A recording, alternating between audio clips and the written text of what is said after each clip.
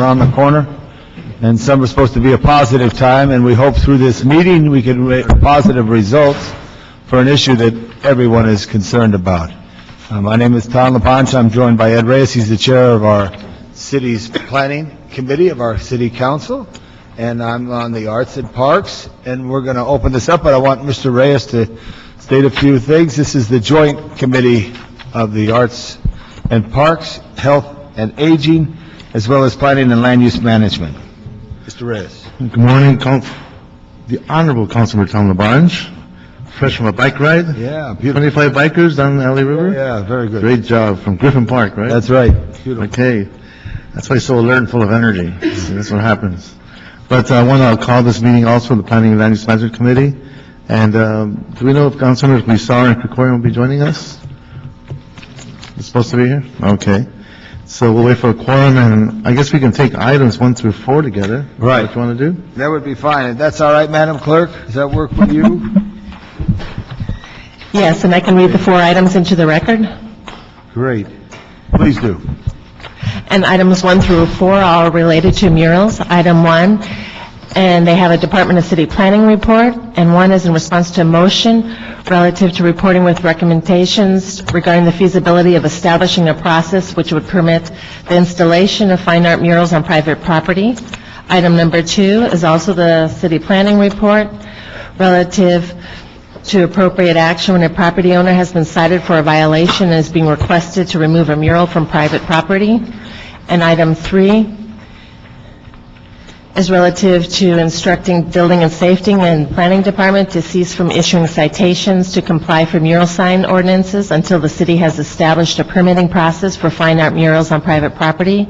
And item 4 is relative to finding what a fine art mural is and to draft an ordinance that addresses the city's need to facilitate new and preserve existing murals. Can we also include 5 just to make sure it's complete? Item 5 is also referred to both committees, and that's the motion LaPonche-Rosendahl relative to the Cultural Affairs Department and Departments of Public Works, Office of Community Beautification, to report on the feasibility and cost of incorporating graffiti removal on murals into the city's current graffiti removal contracts.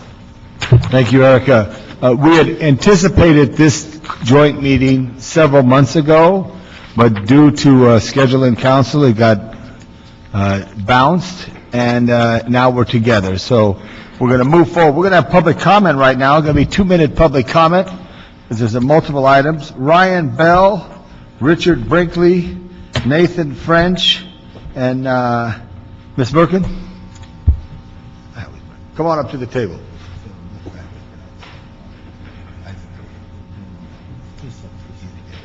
East K, please.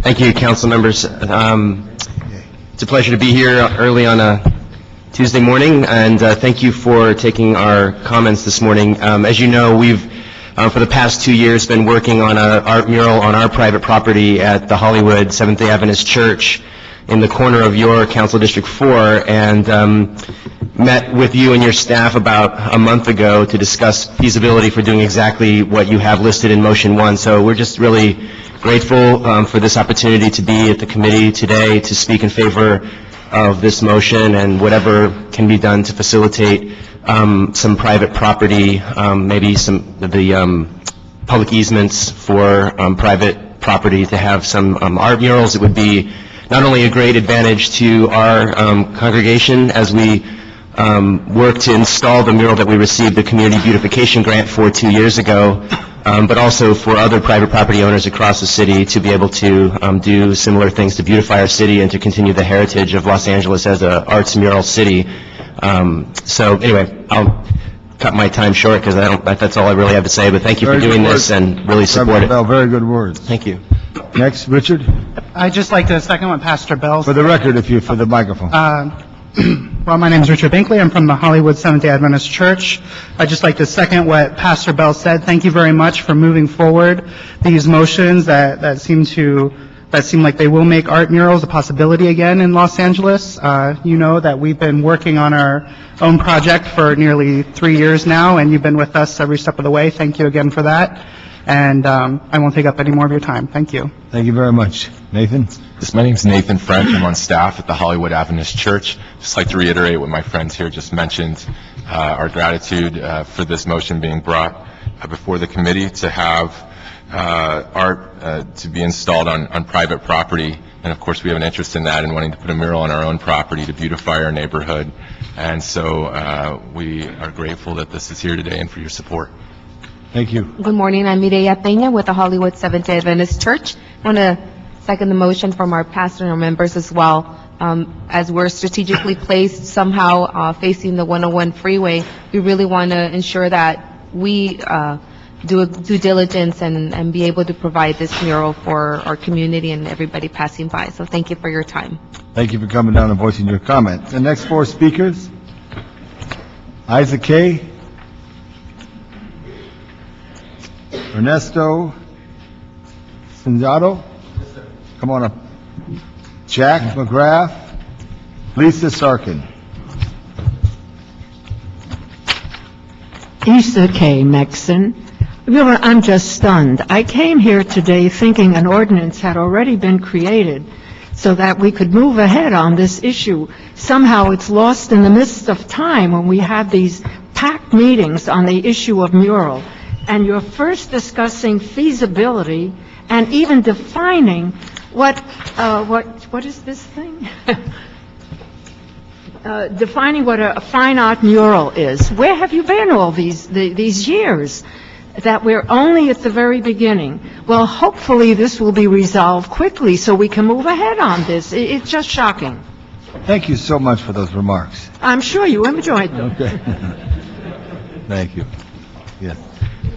Yes, sir. My name is Ernesto Cinzano. I'd like to thank the council for being here. I would like to say that as an artist, I've created hundreds of different murals this past decade, all of which have not had a permit. But this one in particular is most dear to me because it was done in honor of my late father. My father never approved of my profession as an artist or as a muralist. We were always at odds in this area because he strongly felt that I just needed to get a straight job and join the traditional working class. This is the case with a lot of other artists and their parents, especially those in Latino families. However, I began working on the Studio City mural during the time my father was suffering from Lou Gehrig's disease. I knew his time was short, and I really wanted to make him proud. On December 12, 2007, 9 months before his passing, he visited me and the many other people who celebrated the mural's grand opening. On that day, for the first time, my father told me how proud he was of me for following my passion, and he didn't stop telling me until the day he died.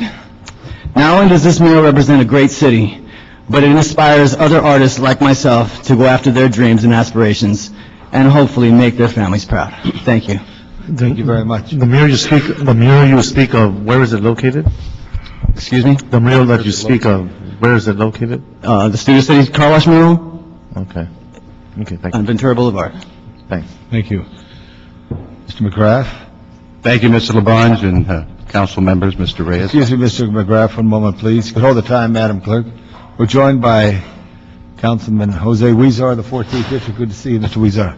Thank you. You could roll it back to 2 minutes for Mr. McGrath. Thank you. I'm here just to ask that this council open up the gates for murals everywhere, and I have a couple of suggestions. We got in some serious trouble with the city for doing a mural without a permit, even though we couldn't get a permit because in specific plans you can't have any murals, at least in Studio City, 22 miles out to Woodland Hills. So I suggest, council members, you leave this in building and safety. Very simply, if I'm a owner of a property, I'm not going to put up a piece of crap.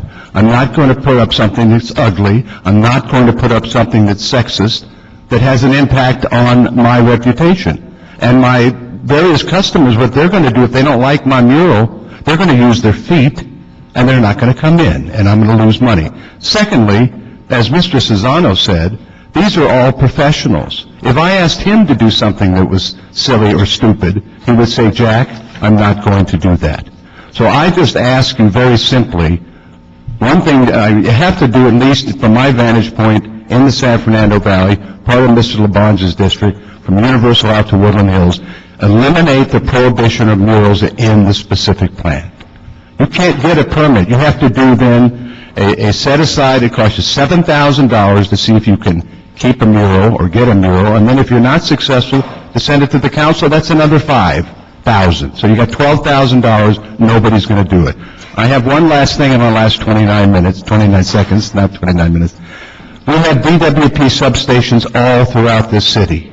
Let's put some paint on them. Let's have something between each of your offices so we have a competition. Put some of these muralists to work.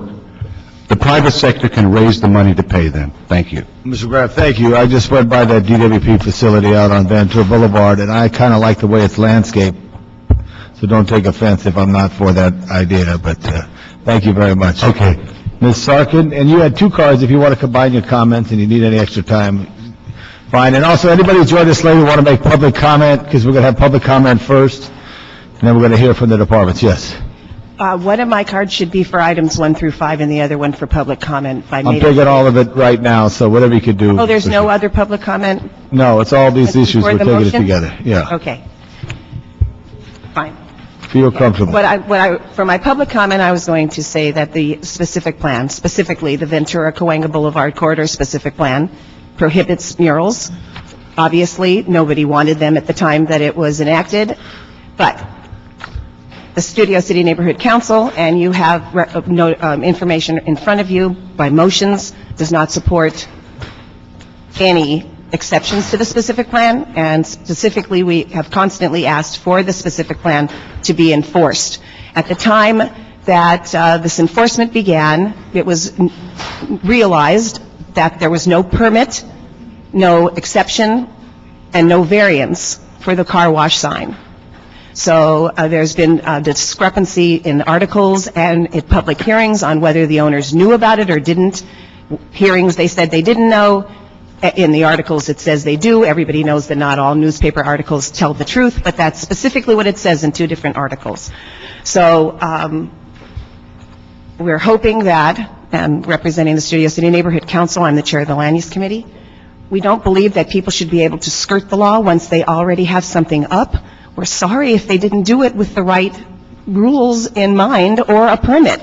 But covering up just the name of it is really not enough, and what has been done is also not enough.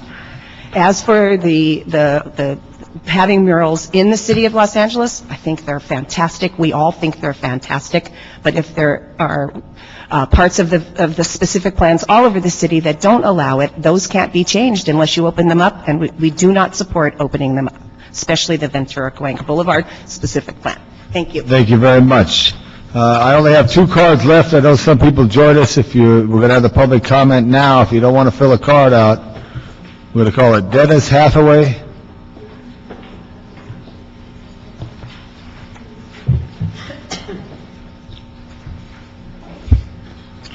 Good morning, council members. I'm Dennis Hathaway, president of the Coalition to Ban Billboard Blight.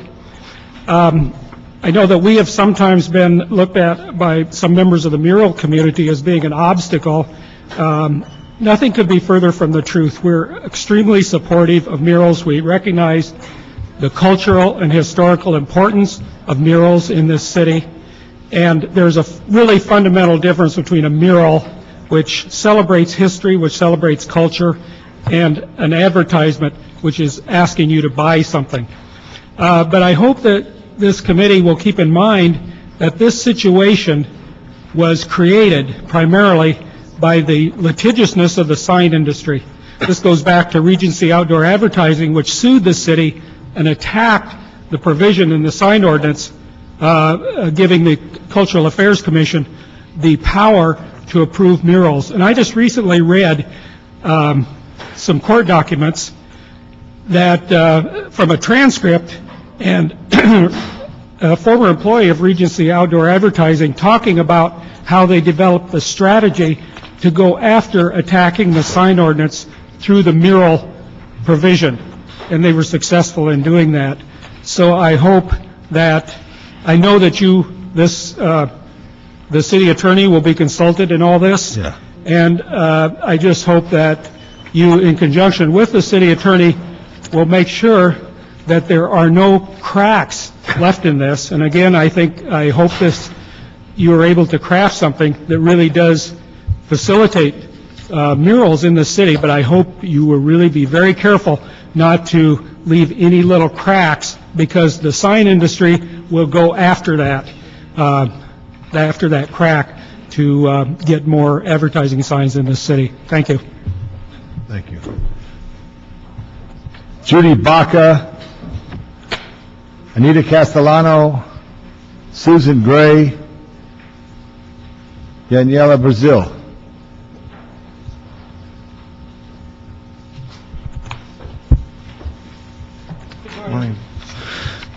I've brought some materials that I'd like to hand out if I could, because I want to speak directly to the proposal that you have in front of you today that you're considering. And that has to do with the Portland, Oregon plan. The Portland, Oregon program was a program based on our program here in the city of Los Angeles. First, let me identify myself for people who don't know who I am. Yes, would you hand these out? There's two of them. These also. There's two pieces of material. Here's the other ones. One is actually a condition report of the murals that were sponsored under the auspices of the City of Los Angeles contract with the Social and Public Art Resource Center, SPART. I am the founder of the first City of Los Angeles mural program, begun in 1974, and also which produced over 450 murals. In 1988, we also initiated and founded the City of Los Angeles citywide mural program. The first was citywide murals. The second was Neighborhood Pride, Great Walls Unlimited. We're currently under restoration with the Great Wall of Los Angeles, which is the monumental work that I directed over 30 years of the Great Wall of Los Angeles in the San Fernando Valley. The two reports I'm giving you are what we think are what needs to be done in terms of preserving Los Angeles murals. The report is a 20-page excerpt from a publication that we are working on that looks at the condition of the murals that were sponsored under the auspices of the City of Los Angeles. 105 works are recent works. They're all listed here and photographically annotated so you can see who produced them.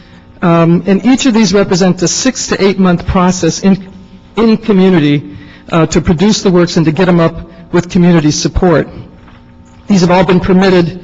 They were under support from the Cultural Affairs Department. They were reviewed and placed in these public environments. There's a little map that gives you a sense of that. It will tell you which works are in your district and so forth. Following that is a second report that tells you those conditions right now, what has happened to 20 of these works. And what we're experiencing right now is perhaps the worst period in the City of Los Angeles mural production. We were once the mural capital of the world, and today we are fast becoming a place with a disappearing legacy. There are three reasons for this. One is that the graffiti abatement program has removed graffiti from blank walls, but not from the murals themselves. So as a result, the murals have become the favored place to mark. Mark on the mural, it'll stay forever. Mark on a blank wall alongside of it, and it will be removed. The second is that the taggers are not being redirected. And at the current moment, we're advocating for 7 points, which are outlined here, on things that can be done to actually stop the loss of our public murals. So while the Portland Easement plan is in front of you today, it doesn't actually address what is the long-term problem of a legacy of murals that once was about 5,000 important historical works. We're probably now losing at least 20 to 30% of those works. Reports are coming in, and we will be able to provide this you with a complete review of the 105 works. We've had UCLA students all over the city photographing them, looking at the conditions, and reporting on what is occurring. We believe that the way that you can save the Los Angeles legacy is that the mural abatement, graffiti abatement monies must have a portion of it redirected to remove graffiti from murals. Because once the mural is graffitied, what is the result is that the mural is removed. People have little money for restoration. Second, we believe that if some of those monies are redirected, it would be possible to take the taggers and make them mural rescue teams. and that these young people could remove the graffiti from the murals, and that would save them in the communities. And that's a very good way of re-educating, rededicating, and redirecting kids. We're also talking about looking at the sentencing of vandals. Costs $250,000 to put a kid in jail. That money alone, just one of those kids incarcerated or two, would provide you with the entire mural program. So we believe we're spending money in the wrong direction in terms of abating graffiti and actually keeping the legacy of Los Angeles murals. Now that brings me to this problem of our And if you could program. conclude your remark. Okay. Our problem with the Portland program, which I advised on and was an advisor on through the process of this lawsuit and so forth, is that the program as it currently is does not address existent murals, and the easement is a good idea, except for the fact that it pushes the burden of maintenance of those works to the building owners. That will make it a very, very cooling effect on people offering their buildings for the use of public murals. That's what we're concerned with. That in fact, people will not be willing to give up their buildings to the city of Los Angeles to become part of the mural collection and then be required to do the maintenance. So those are two really important things. And the other is the VERA Act. They can't maintain those murals without asking the artist to come and actually work on it. So there needs to be an overarching program that will work with community partnership to maintain our murals. Thank you for the material. We gave you extra time because your long history in this work here. Ms. Gray. Good morning. I'm Susan Graham, the cultural planner for the Redevelopment Agency for the City of Los Angeles. We've already heard a lot of very passionate testimony this morning about this very complex issue, so I'll try and keep my remarks as brief as possible. As an economic, revitalization unit within the city, we're looking at the elimination of blight in our most challenged neighborhoods. Murals are one of the most effective ways to build public-private partnership for artists to have meaningful employment opportunities in the neighborhoods in which they live. And with the way things are set up right now, we have a number of projects that are either on hold or I have to turn property owners away from proposals that they would like to present to the community. We might have someone with an alley that they would like to improve. They've got donated paint. They've got artists wanting to volunteer their services. We might even have a conservation program set up in advance, but we have to deny this opportunity because we just don't have the mechanism within the city right now. So whatever we can do to work with planning, with the city attorney and so on to come up with a very straightforward way to look at the legitimate fine arts murals and how we can preserve them and keep them being produced in the city because, again, there are economic opportunities for artists to have employment within the city. Thank you very much. I love how Susan can just do it in under a minute. I'm Danielle Brazell. I may not be as articulate. I live in CD4. I grew up in L.A., and I have known of Judy Baca since I was knee-high to grasshopper. I have to say that if I have a question about murals, I go to Judy. And if I have a question about public art, I go to Judy, and then I go to Susan, and then I go back to Judy. So you just heard from the two major experts on public art and murals in Los Angeles. And I think the recommendations that Judy just outlined in the 7 are fantastic, and I would urge you to adopt them. I love that you're looking at Portland. I love that you're looking at other cities to figure out how to do this. We used to be the mural capital of the United States, and I think that we can get back our murals, we can protect them, we can reserve them. Every time I drive on the 101, I still look for the yarn lady, but she's gone, and I want my yarn lady back. So however we can incorporate and adopt these recommendations into the Portland plan, address the concerns that Judy made, I fully support that and urge you to do that. Thank you so much. Thank you so much. Yes, Anita Castellanos. Good morning, Councilman Labange, Reyes, and Huizar. We'll help you. Relax. We'll send an aide there. Ms. Schechter, would you please?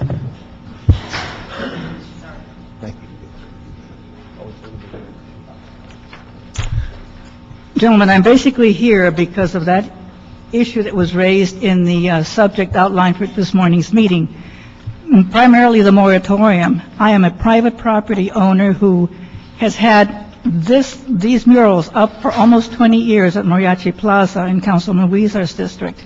They have become the identity for that particular area of Boyle Heights that's not even a block from the new White Memorial construction. You talk about Mariachi Plaza, you go to Google, and what's the first thing that comes up are my murals to identify that area. I am caught in the twilight zone right now because building department has denied my appeal. I've got a notice from them. And now I am facing a hearing before the Department of Planning, which is a waste of time and money as far as I'm concerned. And the community is all behind me. Nobody wants those murals removed because you remove our cultural identity.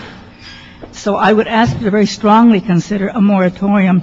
And I know the Cultural Affairs, and I'm proud and pleased to see Al Nodell here, the former director of the department and former commissioner, who was very supportive of the mural project. In fact, it was during his reign in office, if we may call it that, back in the early 90s, when my murals were painted.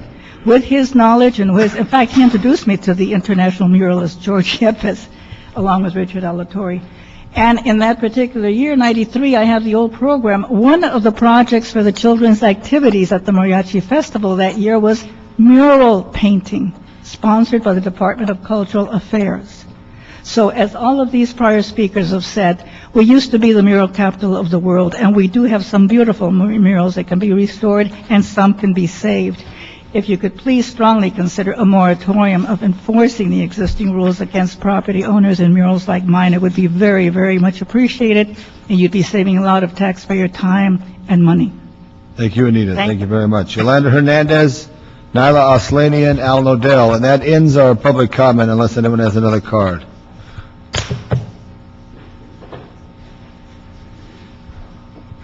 Good morning. My name is Yolanda Hernandez, and I'm a lifetime member of Boyle Heights, and I'm here to support those beautiful murals that I would go by every morning on my way to work, knowing I would have a hectic drive to Studio City and at work. And those were so pleasing and soothing to the eye, and they're part of my culture, and I'm here to support them. That's all. Thank you very much. Good morning, council members. My name is Nyla Arslanian. I'm president of the Hollywood Arts Council and a happy resident of CD4. I'm very, very pleased that this matter is finally coming before this committee and that we are addressing it in the city of Los Angeles. I recently came back from Philadelphia, which has taken the title of the mural capital of the world, and it was a delight to see the many murals that actually the program began following what we had done many years ago in Los Angeles as a graffiti abatement program. I'm happy that in Hollywood, where we have some of the world's most famous murals, where visitors come from all over the world, take the pictures and take them home as souvenirs. These murals are not graffitied. These murals are beloved by all the people of the city. And I encourage your thoughtful deliberation on this matter, and it's about time that we get this taken care of so that we can return murals to the people of Los Angeles. Thank you. Thank you, Nyla. Art Mortimer. Hi, I'm Art Mortimer. I'm a mural artist, and I make a living painting murals. And unfortunately, I have done very few murals in the actual city of Los Angeles, although I live here. And most of my murals are in other communities around the greater Los Angeles area. So I'm very encouraged by this, that something is finally, it seems like there is something that can be done. I was at a mural conference in Mexico City in 2005, I believe, where the city of Portland, people were there from Portland, and mural artists who were just agonizing over what was happening. They were trying to find a solution, and they didn't really see one at that time.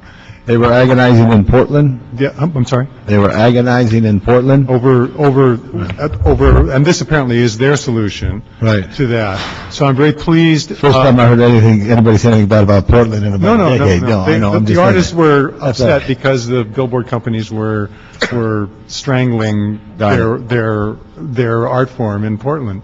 And unfortunately, I see, as an artist, I see more obstacles being erected by this, more hoops to jump through, that sort of thing for the artist in order to get a project approved. But apparently, the larger the city, the more complex the situation. So I think that this seems to be a reasonable solution. I would like to add that I currently am teaching a mural painting class at Trade Tech here in downtown, and it's turned out to be a very popular class with the students. And there are a lot of people who are taggers or ex-taggers who are looking for a way to do their art, a way to make some money doing their art. They're very interested in murals. And I try to give them all of the encouragement and knowledge that I can about what they can do, but something needs to be done so that they can actually go out into the world and do things. Thank you, Art. I just wanted to welcome Councilmember Paul Pecorian, to our Land Use Committee. We have a quorum. Thank you. Al Nodell, one of the greatest guys in the whole wide world, and his lovely wife, Tammy, good to see you. Well, good morning, everyone. First of all, let me just take a second off to say how much I appreciate the City Council's support of culture in this city over the years. I know you've had to make some very tough decisions over the last year or two, and it's been gut-wrenching, but I know that this council basically supports culture in our city, and I know you're all of you are art lovers, so thank you so much for doing what you do. What we're talking about today is not about new money or anything like that, although money will be an issue later. It's about thinking together about how we can make something right in the city that needs to be fixed. And I urge you not to think only about murals. There's a lot of several other parts of public culture in the city that really need to be looked at this way as well. I'm talking about festivals. The city festival program citywide is really in the same kind of shape that the mural program is citywide. It needs an overall look by the council eventually, maybe separate or maybe related to this look at murals. And parades are in the same boat. I mean, there's really all this, what I call, public expressions of culture in the neighborhoods of LA are really under fire, and the murals are just really part of it. So I hope that at some point in the future we'll be able to look at these other elements. I want to thank everybody that was here that spoke, especially Judy Baca. I go to Judy too, like everybody else does, about these issues, and I'm really glad that she was able to talk, and I support all of her recommendations here. There's types of murals and definitions of murals, and I'll be happy to help on the definition part at some point if you want. But I wanted to give you just a quick background. I know I'm running out of time, but I wanted to give you a quick background. We're going to give you a little more time. Very brief about where murals are, where they came from and where they are. There's 3,500 to 5,000 murals in the city that have been identified. It all started in 1932 with the Mural America Tropical. That was part of the WPA program. Then in the 70s, the Chicano Murals program, but Chicano Murals started to happen around our city, especially East LA, and parts of downtown. The Olympics helped a lot. In 1974, the first formal... Mr. Ndala, I hate to interrupt you, but in the 70s and 60s, we had the war on poverty programs. Yes. And much of the federal dollars that came in was folded into that Chicano movement that was rather spontaneous. And the city saw some wisdom in bringing money into it, but it came from the federal government, if I recall correctly. Yes. Yeah. So I think it's important to cite the funding sources because it speaks to how things happen. Definitely. It's in my notes here. I just bring it up. But I think it's important for people to understand why this is the city of murals. As I said, in 1974, the first city program to help murals formally was established by Tom Bradley, and in 1988, the Neighborhood Pride program was established in the mayor's office, and subsequently moved to Cultural Affairs Department. That program really kept going until 2003. And then in the interim, throughout the whole process, there's been an informal process of making murals in the city. People make murals. I mean, it's either through city support or on their own. Both commercial and non-commercial murals are happening in the city all the time. In the 1990s, the city's concerned about commercial signage was one of the things that I think started giving murals a lot of problems. The notion of the proliferation of signage and the formats of signage all over the city, that sort of wasn't billboards anymore, there were signs everywhere.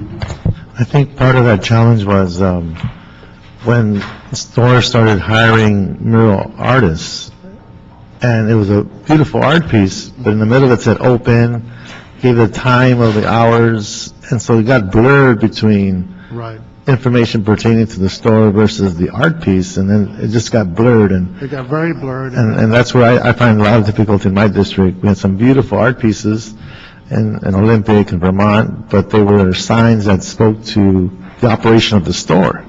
And so the inspector was like, okay, is this a sign or is this a mural? And now we're here, so. Well, commercial signage and graffiti are the two things that have really hurt the, what I call art murals in the city. Those two issues are the things that are really the hardest things on murals in this city. Until today, the city's been at war with murals. I mean, it's been one thing after another for good reasons to reduce blight and all of the other things. Really, the concept of an artist making a mural on a wall has been sort of shoved aside, and I'm glad that today we're finally coming at it. There's been a lot of anti-graffiti work that's really hurt murals as well. But today, this year, the Securos mural is coming back. We're restoring the Securos mural, so it's time to really address an equivalent cultural element of the city as important as the Securos mural, which are all the other murals that are in this city. I've got some recommendations. Of course, define what a mural is, and I've got some ideas of what the definition can be. Develop a user-friendly process, maybe through the Cultural Affairs Department, where the Building and Safety Department and Cultural Affairs can provide permits to muralists. Immediately halt all of the citing of owners that are trying to put murals in the city. And with this, Mr. Nodell, these are good ideas, and you mentioned some of the others. I know there's some people from Cultural Affairs I want to call up. Mr. Reyes wants to call up. I'd like you to keep sitting at the center table. If you could move over, I wanted to get the city staff here. I got one quick question now. This is for lunch at Felipe's and a tour of the town by me. Name the one sign that's seen in cities throughout the world more than any other sign. Hollywood sign.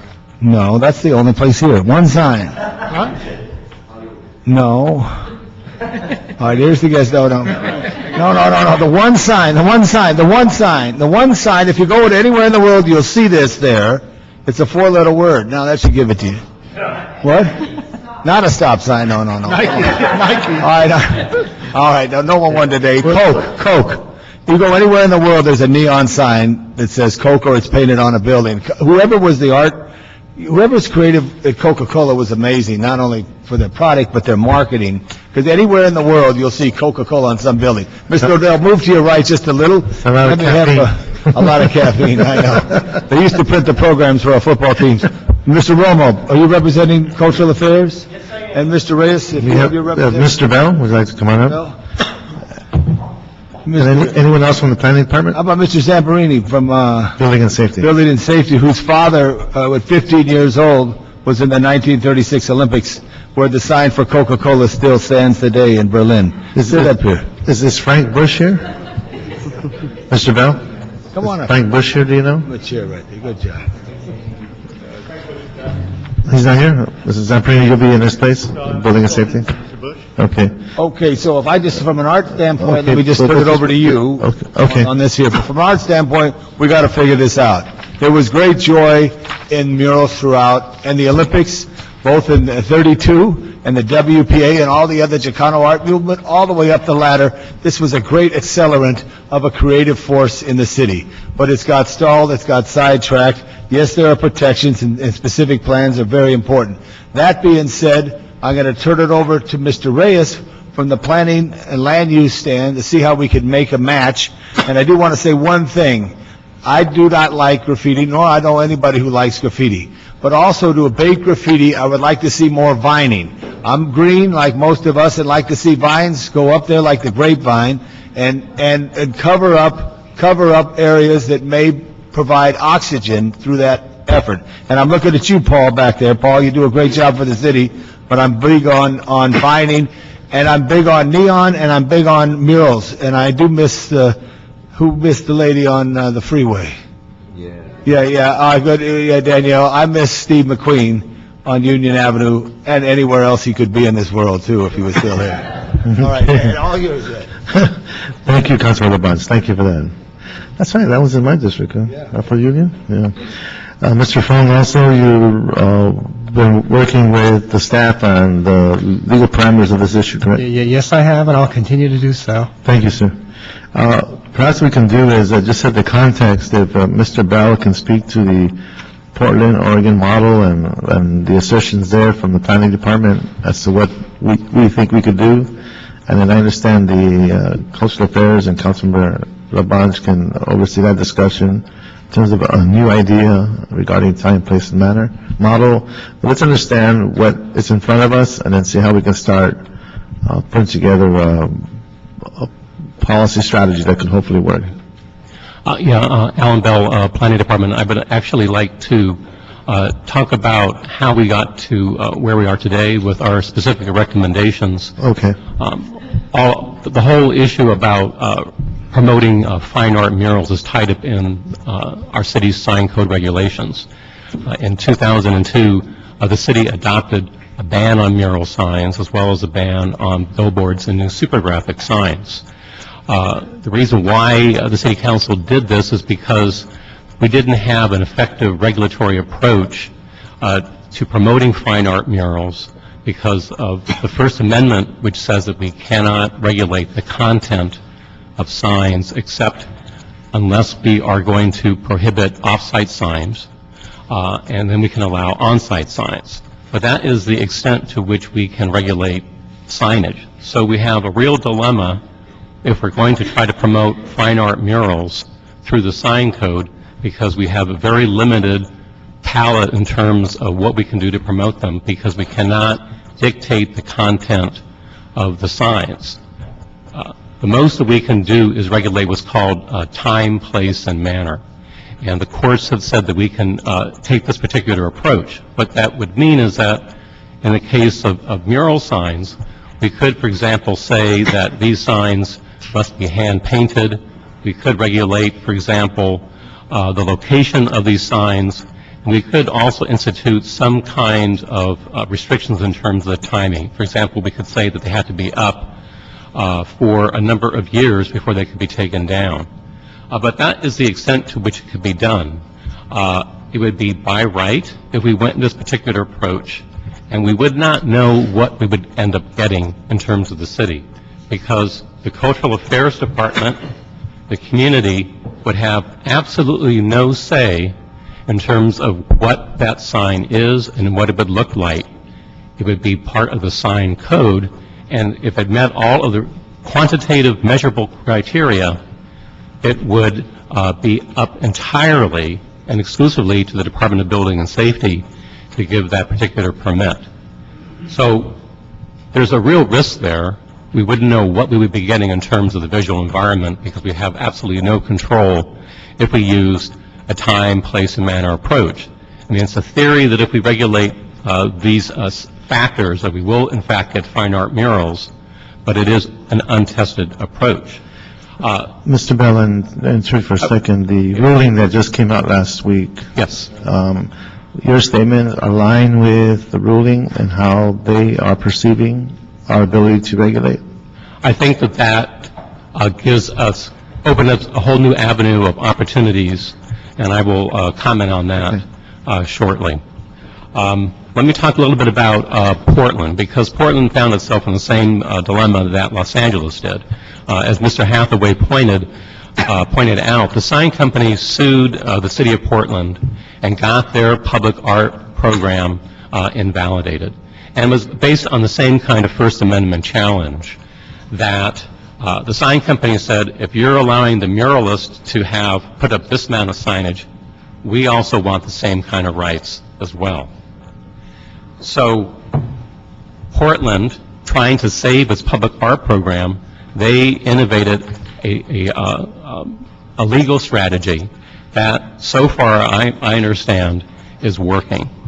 And what they do in Portland is, rather than trying to regulate murals through the sign code, they see themselves as a patron of the arts. And there are a number of different approaches that Portland has taken. The first is something called an art easement. meaning that a private property owner will donate an easement to the city. In effect, it takes this easement and it puts it under public control.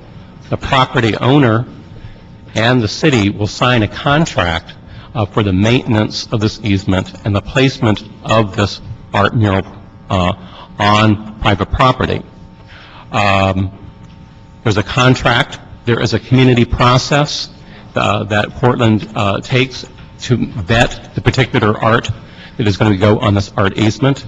If we used a time, place, and manner approach, we would not be able to have a community process. In Portland, they are able to have a community process. I think that, our point of view is that public art requires a kind of discernment. It requires a point of view. It requires, in a sense, a kind of a curatorial point of view that the Cultural Affairs Department can bring to the table. If you try to engineer your approach into creating beautiful art through time, place, and manner regulations and hand over control to the Department of Building and Safety, we're a little skeptical as to whether or not that particular approach is going to work and is going to get the result that we are hoping. Portland has created guidelines and application materials.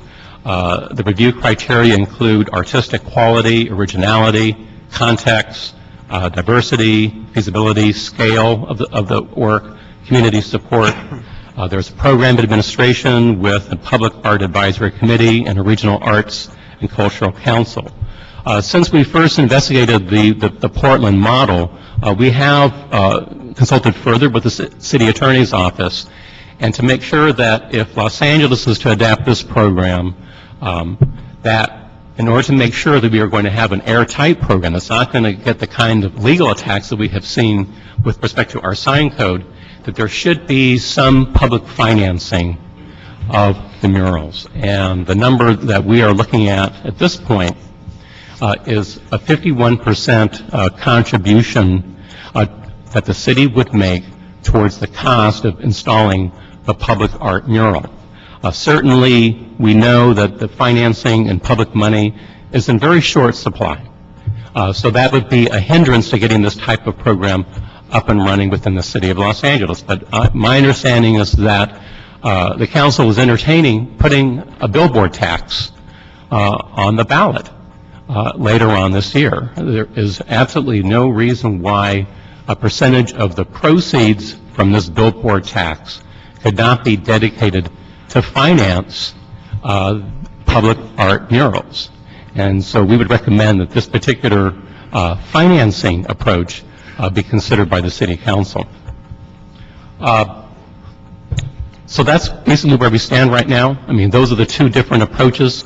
The public art program that the city of Portland has trailblazed, I think it certainly bears worth additional study and investigation and adapting that for Los Angeles. I think that the concerns that Ms. Baca has outlined, there should be a task force.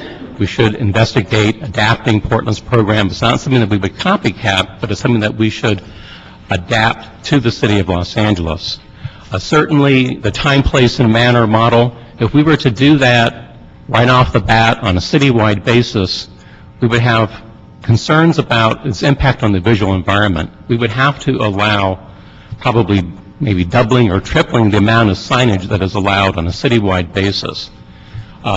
So we don't recommend doing it right off the bat on a citywide basis, but now that we have the ruling in Worldwide Rush, which has upheld the validity of sign districts, it may be possible to adapt that time, place, and manner approach to a much more limited area so we can contain it, study it, and see how it's going to work in a limited area of the city. So we would recommend, if time, place, and manner is the preferred approach, to, as a pilot project, try that on a limited scale within a sign district rather than right off the bat on a citywide basis where we don't know what the impacts might be. So that summarizes the Planning Department's recommendations and our findings to date, and we stand ready to work with Cultural Affairs and the City Attorney's Office on coming up with a workable program. Thank you, Mr. Bell. And maybe just one question regarding, and you hinted towards that concern, is the volume and impact on the city. If we look at Ms. Baca's work, there's a significant amount of murals that we need to catch up as it is, let alone creating new murals. And that's a pretty high cost factor, it sounds like. So I guess when the Culture Affairs folks come up, if you can put that in the back of your mind as to, when we talk about impact, proportion, and scale, it's a huge city. And how we move forward, we have to be very careful because we want to make sure we have a way to monitor its impact. But the question that I like for you to have in the back of your mind as you are going through your dialogue is the volume of work that we need to address just to catch up on the maintenance factor and bringing back the murals that have been abandoned. Just kind of put that in your thought process, because that's a significant issue in my mind, because there's a lot of history involved with these murals. And so I just want to put that out there. Councilman Mural? I'm good. You guys all right? Thank you. So would the Portland model, if we adopt that ordinance, apply only for the creation of new murals, or would we go back and apply that to existing ones and get an easement from the private property owner? How would that work? It's only for the creation of new murals. It could apply to existing murals as well. We'd have to work out the details, I think, in terms of the ordinance. One, certainly the art easement approach, I mean, that is more feasible for existing ones. To retroactively finance murals that have already gone up, that I think is a little trickier issue. But I think... So the ordinance, as you are thinking of it right now, it's... Primarily would be for new ones, but I think if we put our heads together, we could try to come up with an approach that would apply to existing ones as well. Certainly the art easement is feasible. Some kind of public contribution towards existing murals. Certainly those murals that have already been funded by the city. I understand that there are murals that have already received financial contributions from the city. Those would be in a much better position to benefit from the Portland model. Yeah, and I appreciate what we're doing here to promote new murals going up, and I think that's addressing one issue of many that we have here that we need to address. And I think, as Ms. Baca pointed out, this is one piece of the puzzle amongst a lot of others that we need to put together. My concern is about the existing murals and whether permitted or not, whether they're not permitted, and the community and the city believes it's a good mural to keep up. How do we continue that? And even if it's permitted, how do we get the financing available to preserve it and maintain it? So there's a lot of pieces here, I think, as we address the mural issue. And I think what we're doing today, as presented, I think we're just talking about the creation of new murals. So I want to just point out for all of us that we have a lot more discussions to have in order to really address the issues we have in this city with the way, someone put it, the attack on our murals, or we haven't been at this situation in a very long time. So I think Ms. Baca's recommendations was really looking at this a bit more comprehensively. We have a lot more discussions to have in order to talk about those murals that are in place and how do we protect and preserve those. I know in my district, which perhaps has the most murals than any place in the city, they have been under attack. We have one mural that was accidentally taken down that was put up in the 70s, I believe, that the local community has really valued, and it's been very difficult to find ways to restore the mural. We have two other murals that I'm aware of. One is at Assumption School on Evergreen, where after the school was tired of taking down graffiti, they put up a beautiful mural that shows kids reading. They have a citation from Building and Safety. They're being asked to take it down, and I think it would be a real shame to take it down.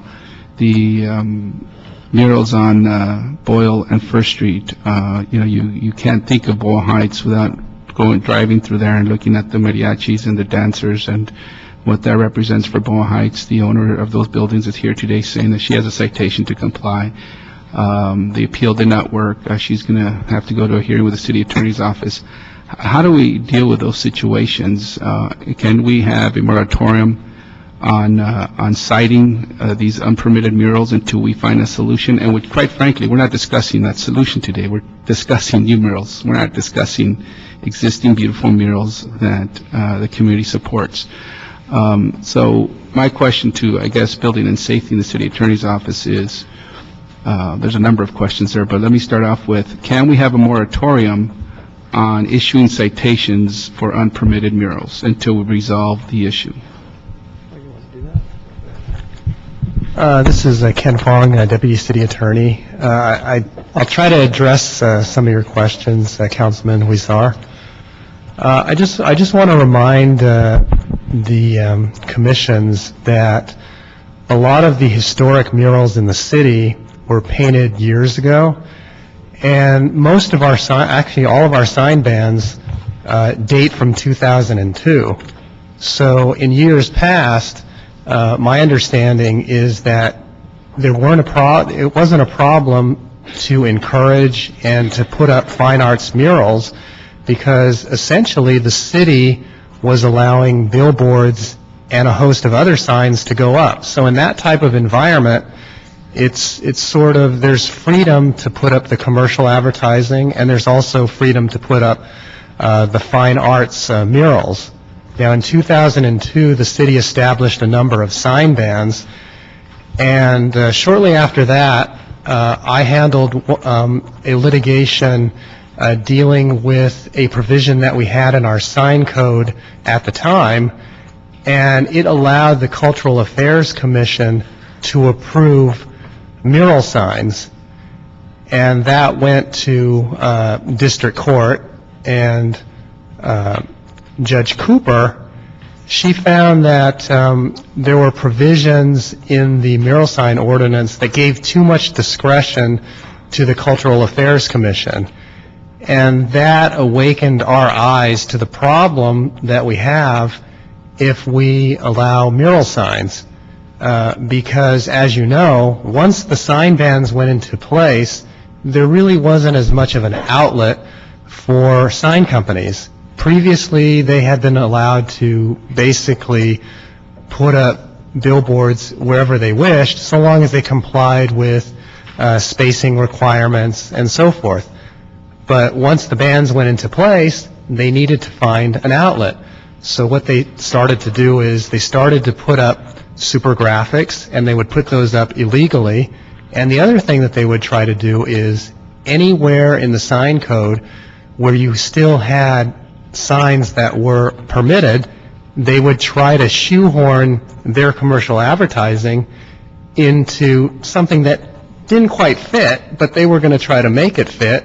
And it's awfully hard for city officials and for commissions and for the courts to discern, what is fine art and what is advertising. The city attempted to do that by placing restrictions on text, but even that's not entirely successful, because, as we all know, a lot of the best advertising in the world really doesn't have any text. A picture of a Coke bottle, other advertisements that don't have any text. So that's part of the problem. And you raised the issue of what to do with mural signs, murals that were put up that have received citations from the Building and Safety Department. Now, I'll let them address that, but I think as a general proposition, you can't selectively enforce the city's codes. So if a certain type of sign is prohibited, the Building and Safety Department has the duty to do its best to enforce the laws equally. Okay, let me ask you this. Would it make a difference if I see, as I'm listening to you, I see that if we get a moratorium on issuing citations, it would have to be a blanket moratorium for both commercial and fine art, et cetera, cultural. So that's the difficulty we find ourselves in. But would it make a difference if the mural was up pre-2002 or post-2002?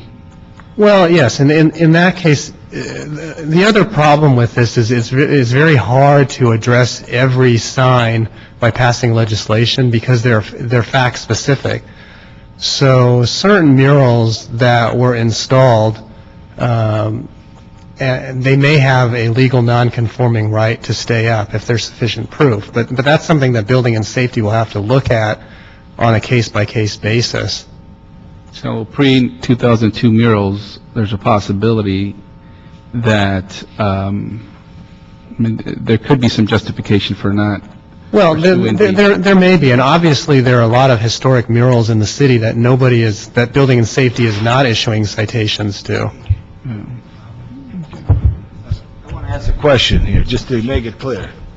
I want to look at this as someone who's an artist has a paintbrush or a paint tool in their hand onto a wall, not the canvas that they make in a factory and hang on a building. That's what I'm looking at, Lou. Okay? All right, so that's right, Al?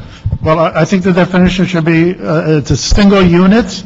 It's got the artist's hand on it, and the artist is making it, and it's community involvement. That is the I got it, so we could do that, and that's like what Portland's trying to do there. I would just say, members, as we go through this, and I know we've got council in 22 minutes, I have no fear with instructing the city attorney to have a draft of a Portland-style ordinance that we could deliberate again within the next month or two, because it has been too long. We're already in the second decade of this issue.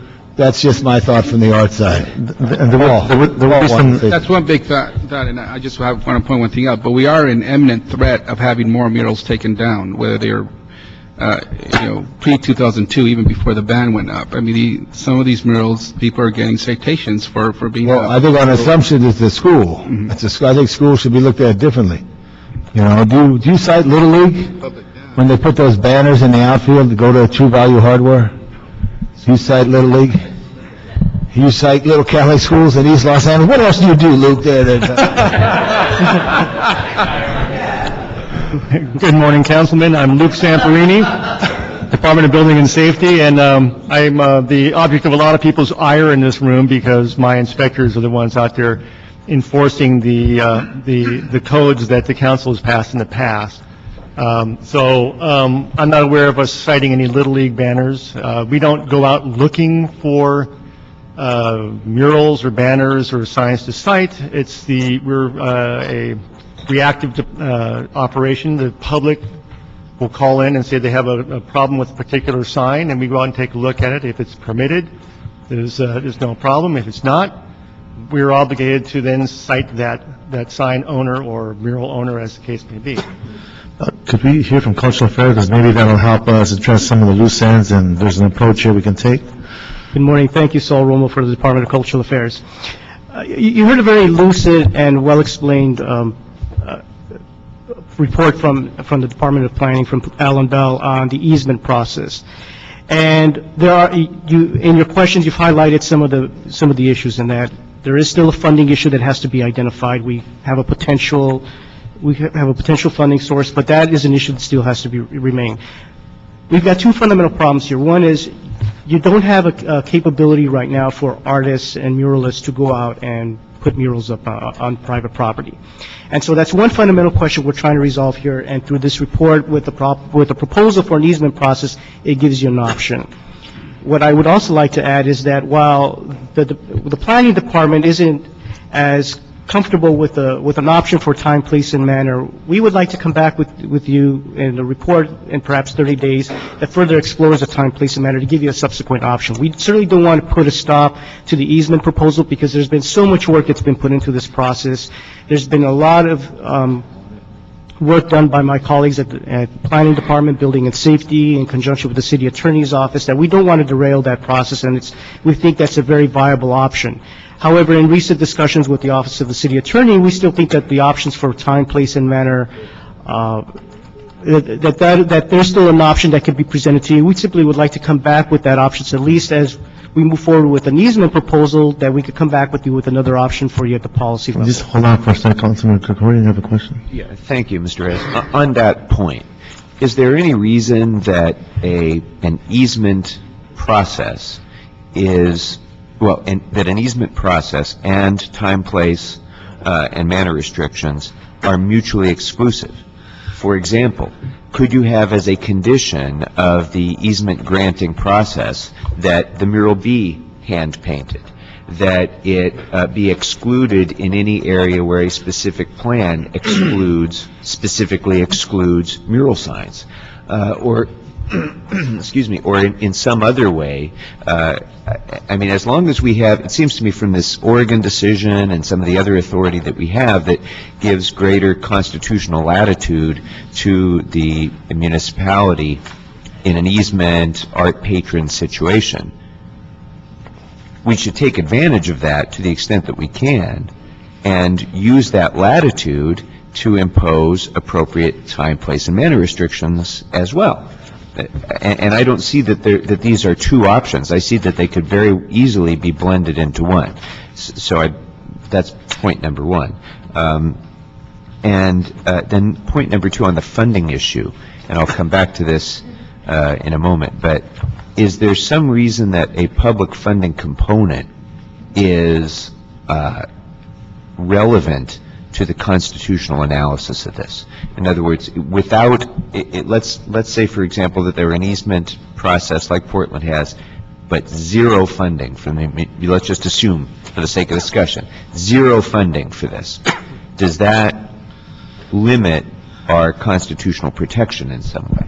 And let me ask the city attorney on that one first, and then if I could come back to all of you on the mutual exclusivity. Yeah, yes, Councilman Ken Funk, we're in the city attorney's office. Yes, the funding requirement, the way I understand Portland's program, and from my understanding of the First Amendment cases that would apply, it would be a requirement that the city have some type of funding or ownership in the public art. I think Sorry, yes. but on that point, those are two different things. No, I understand Funding that. and ownership are two very different things. No, That's why I asked the question. No, I So know. can I'm you going to elaborate. I'm sorry. I'm just if the city, my thinking is that if the city funded 100% of its own art, that would be the most defensible. Now, on the other end of the spectrum, if private parties were to donate art to the city, you could try to put those type of pieces within this model. However, I suspect, having litigated these cases for many years, that would make it easier for sign companies and for other litigants to challenge the city's process, because what would happen on a practical level is that the city would be accepting donations of what they consider to be fine art murals, and then you might get a prospective donation from someone that city officials do not like, and then they would say, well, we don't accept that.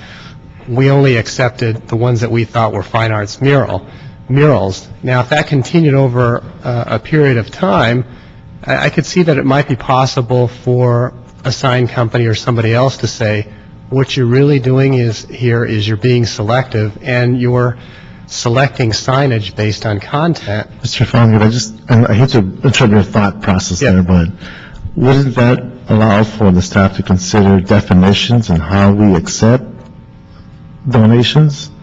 Well, yes, I find that to be very problematic in the First Amendment arena, because that's the whole basis for time, place, and manner, where you don't really look at the content of the signs. But the minute that you have... But it's not content. It's like Councilman Labange was pointing out, it has to be hand drawn. It has to have a direct link to a specific number, certain sizes. Yes, if you limit your requirements to what I call physical requirements, they're more in line with time, place, and manner restrictions. They're, in essence, they're content blind. You're just looking at physical, objectively measured requirements.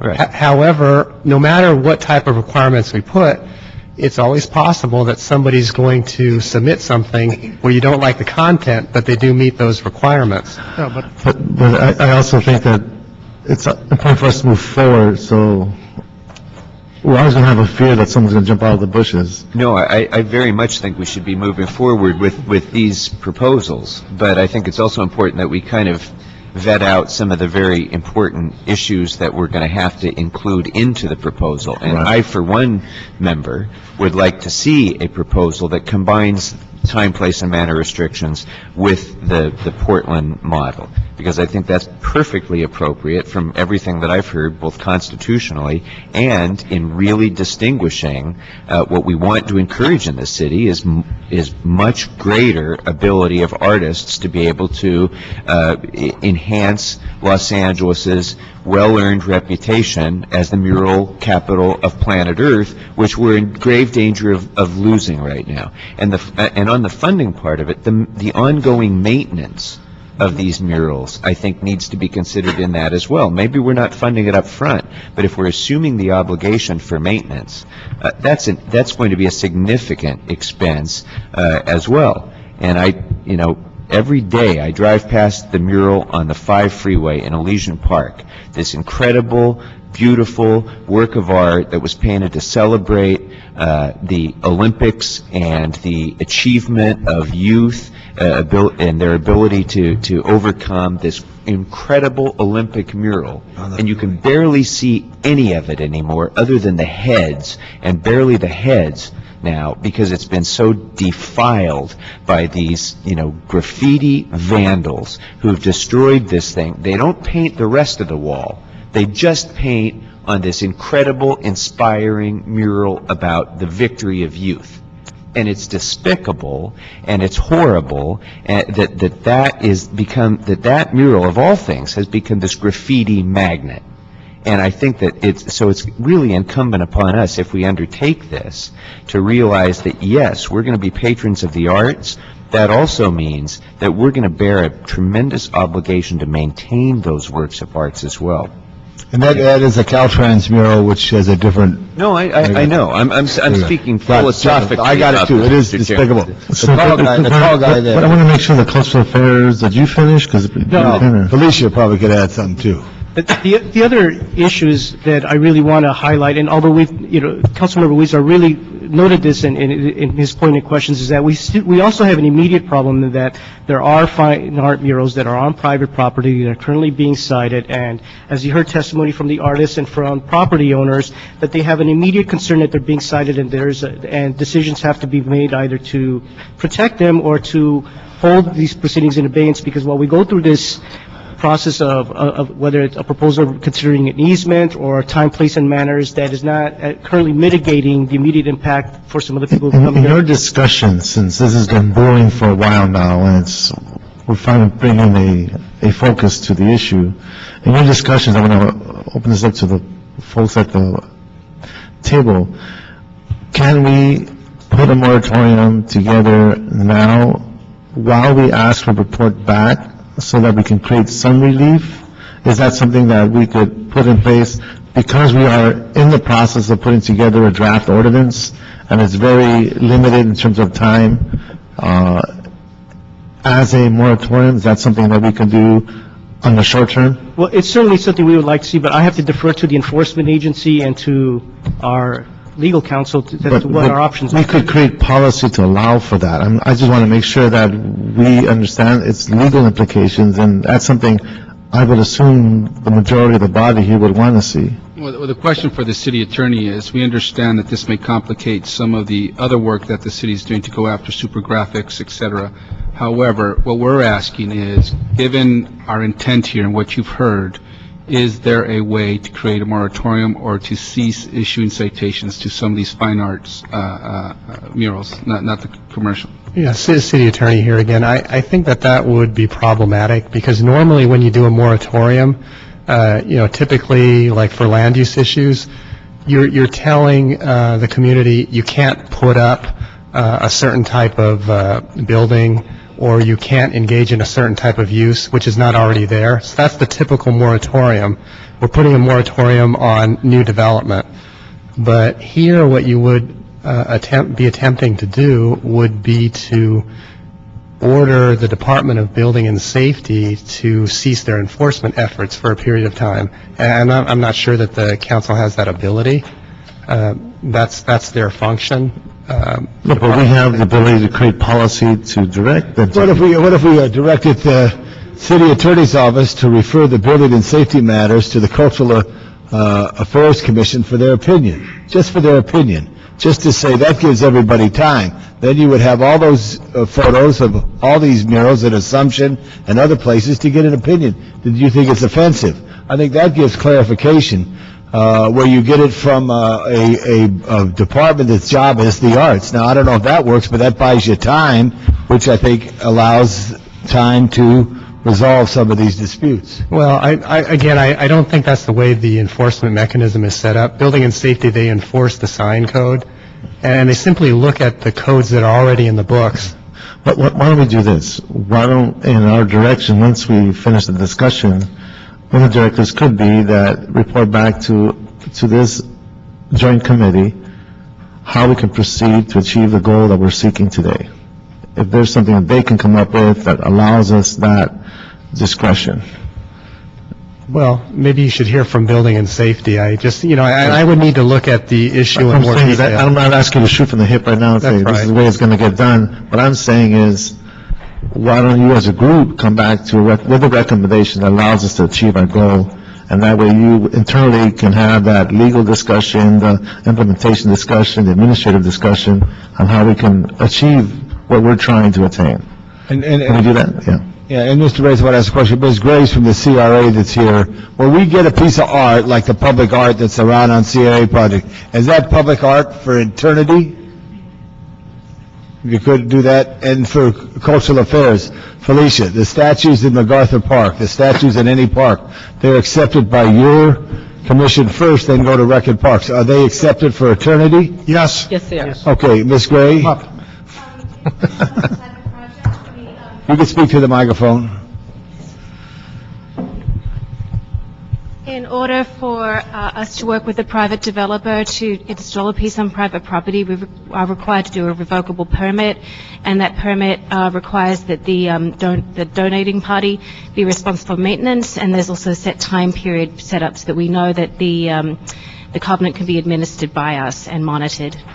But like the public art, I'm thinking of the 401 South Hope Street or whatever's right there, the steel that, forgive me for not knowing the name of the art piece. Hope Street Terminus, that Yeah. piece was actually donated to Caltrans. But it's on Hope Street. At the end of Hope Street, it's actually on Caltrans property. Okay, all right, thank you very much. Mr. Reyes, I think what we could try to do, if everybody, from the art standpoint here, is trying to move something along that works with your challenges, which is a little more intricate than the art. So if you could take the lead here. Sure. Unless there are other questions, there are there other salient points either one of you want to bring out, put it on the floor at this point? And I do have some report backs that we can move this discussion forward and hopefully come to a point where we actually have a policy in place. So is there anything else that needs to be raised? Any other questions, my colleagues, on this issue? I have a report back request. Okay. I'll wait till after you. Okay. So not only the report back regarding how we can create this moratorium or put in place a moratorium, that's one we'd like to see come back. I'd also like to direct planning and with the support of Councilman Labange, Cultural Affairs, Building and Safety Departments, and the City Attorney to report back on the following on how both proposed models would address the following, because we have two models in front of us, correct? And the issue is to get a model that works for Los Angeles. And so, as we go through that report back and what model will work for us, I'd like to 1A, ensure that we have access to local artists, B, to ensure expeditious processing and permitting, C, ensure a cost-neutral program in implementing, D, provide allowance to maintain and permit as appropriate some existing murals with orders to comply, and that goes back to the moratorium. I mean, there has to be a transition eventually, how we can defend ourselves legally, and then look at how we ensure the maintenance of murals. So those basic points, along with the report back to the moratorium, I think would help us put into place a policy that we can hopefully see evolve into something that is implementable. And those are my basic points on that one. And I think if we come back with the report back, we can probably drill down to more discussion And I'm sure in the process, the advocates, the stakeholders will be telling us what they'd like to hear and would like to see, and we can fold that in as well. But I would really hope we can move this conversation. Our reports were on 2008. The motions from Councilmember Labange and Councilmember Huizar are 2 years old. But I need to say one of the main reasons we had that lawsuit that was holding everything back. We just got that lawsuit dealt with this past week, so it opens up the doors to move forward on different levels. Mr. Huizar wanted to add. Thank you. Well, first a comment, then a couple of report backs. One is, I hope Building and Safety in the City Attorney's Office recognizes that we're asking you to come back at a way to possibly do a moratorium or some type of mechanism that would allow us to not move forward in taking down some of these murals that have been put up. And you have discretion right now whether to proceed forward those who are already in the pipeline, and I would hate to have someone criminally prosecuted for having up some of these murals up on their buildings. So if you just consider that in your discretion for those who are in the pipeline. Secondly, I was asked, the other report back I want to request is the Portland model that we're moving forward with, the request to do an ordinance on that is focused on new murals. Can we get a report back on how we can create an ordinance or modify this one for existing murals? If we could move forward and ask some of these private building owners for an easement for existing murals, and if that same model will work for existing murals, and we could have a report back on that. And secondly, I was informed by Ms. Baca that the City of LA obtained agreements with building owners for many of the murals that we see up now, but the program lost funding in 2003, and the agreements were not renewed. If I could ask for a report back on possibly what the mechanism would be to renew some of these agreements with building owners, because right now they don't currently have the obligation to maintain or preserve the murals, and how would that fit in with the new ordinance as that's being drafted? In terms of the 7 action items that have been recommended by Ms. Baca, is the mayor's office here? Anybody from the mayor's office? Well, hopefully, Is the mayor's office listening? turn off the lights once for yes. No, I wanted to ask them that when you look at action items, there's one that states establish alternative sentencing for convicted graffiti vandals, establish a mural rescue program employing mural youth crews, establish community mural education events with the summer night lights programs, all the summer programs that deal with youth, gang intervention, programs that are in direct connection with the population base that's connected with this issue. Perhaps we can get the mayor's office involved, since they are administering the youth gang intervention programs, GRID, to see if they can give us a perspective on how they see these recommendations, because it begins to come outside of the direct policy in terms of how we want to manage the murals. This is more about support programs, support systems, and perhaps we can have the mayor's office come in, how we can fold that into the ordinance or a public policy direction, and hopefully they can come back and I'll speak to Guillermo, see if he can respond. Yeah, I think that'd be good. Why don't you do that, Ed? I'd like to have this back in our committee in arts, and then maybe, not to have you all come down, because I know it's difficult, some came as far away as Venice and San Pedro and the San Fernando Valley, but we're going to keep this on our agendas. I do think we should answer the one question too. On the Studio City Car Wash, I went and looked at it. The mural didn't offend me because it was about the history of the area, but it does offend the community plan. and the community plan is what people fight for. So that's our challenge in that particular thing that's there, but I did look at it. And in that regard, Underneath if when we do... blanket that covered it up. When we have our report back, I think it's very important that the report back include a discussion about how the specific plans can be accommodated in these regulations, and to make sure that we maintain the integrity of specific plans at the same time that we're achieving the important policy objectives that Mr. Reyes has described. Thank you, Councilmember. And the other thing, too, on the mural restoration, I wanted to ask, see, I think our Cultural Affairs Department, I don't know what it is in New York or Philadelphia, someone mentioned, Nyla mentioned Philadelphia, San Francisco, Portland, how many people they have in a team? Because the truth of the matter is, if it's important today, it should be important tomorrow, and it should be important 20 years from now. And to protect art is real important. But if we don't have the people to protect them, because I think, Felicia, you're one person for 472 square miles, is that correct? Two people, so there's two people. So you got half, I cut your job in half there, good job. So I think we got to look at that aspect, and also ask that the CLA look at revenue opportunities. Someone mentioned earlier about some revenue, to look at a way to fund this to make it work. It is. I don't like when anybody hurts a tree, litters, or writes on a desk in a school. I want them to write on a piece of paper so someone could read it. I want them to, I think we should have a Canvas program, though, Mr. Reyes. Mr. Nodell did a great thing when he was a general manager, many great things as general manager, but I remember that Canvas program we had at Raleigh Studios, where they took canvases and they invited artists in to show us on canvas. I think we've got to show people the way, and the way that enhances everyone's life. But we're on to something, ladies and gentlemen. Let me just finish one action item on the fund committee is for item number 5. We would approve and refer to staff. That'll be on item number 5.